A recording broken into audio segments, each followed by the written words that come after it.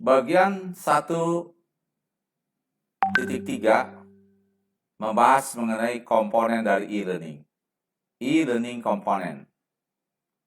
Seperti yang kita ketahui bahwa pendekatan e-learning mengkombinasikan berbagai macam komponen, yaitu yang pertama adalah materi e-learning, yang kedua tutorial, e-tutorial, e-coaching atau e-mentoring, collaborative learning, virtual classroom.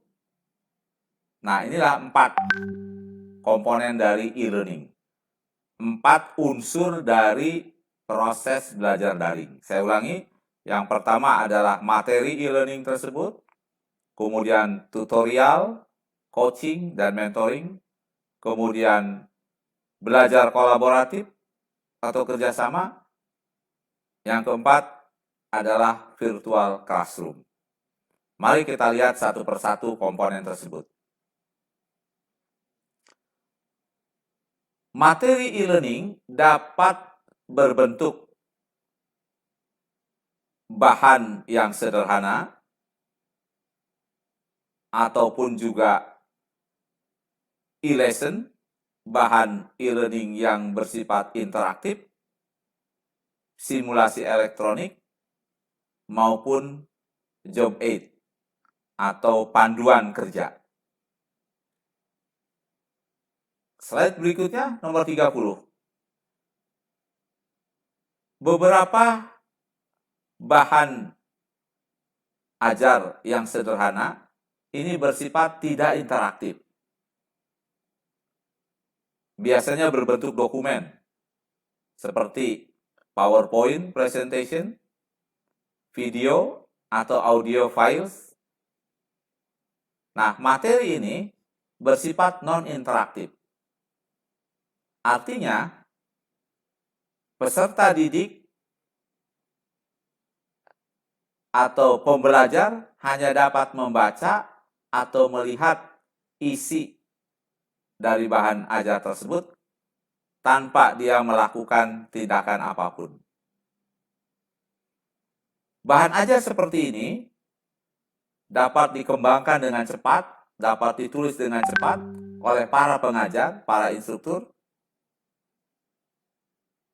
karena mereka dapat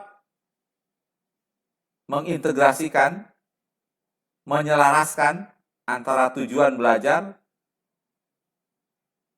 yang dirancang sedemikian rupa sehingga dapat memenuhi tujuan belajar yang kita tetapkan. Jadi walaupun bersifat tidak interaktif, tapi bahan ajar ini yang bersifat non-interaktif ini yang paling mudah dikembangkan. Dan ini biasanya menjadi dasar bahan ajar yang disampaikan ke anak didik. Mari kita berikan contoh satu persatu.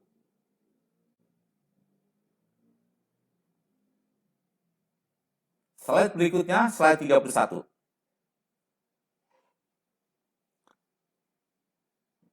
Yang kedua, materi berbentuk interaktif. Bahan ajar interaktif. Pendekatan yang paling umum untuk belajar mandiri atau self-paced e-learning, ini yang kita sebut dengan web-based training consisting of a set of interactive lesson. Jadi, bahan ajar yang disimpan di web yang terdiri dari satu kesatuan pelajaran yang sangat interaktif. Misalnya, sebuah bahan ajar yang bersifat daring biasanya mengkombinasikan antara teks, grafis, animasi, audio, video, atau juga berbentuk interaksi dalam bentuk pertanyaan atau jawaban, question and answer. Nah, bentuk lainnya adalah e-lesson ini dapat meliputi misalnya bahan ajar terletak di mana saja yang dapat diketahui oleh anak didik. Nah, ini yang kita sebut dengan link to online resource. Jadi kita memberikan petunjuk bahan ajar terletak di website mana saja. Mari kita lihat contoh-contoh berikut.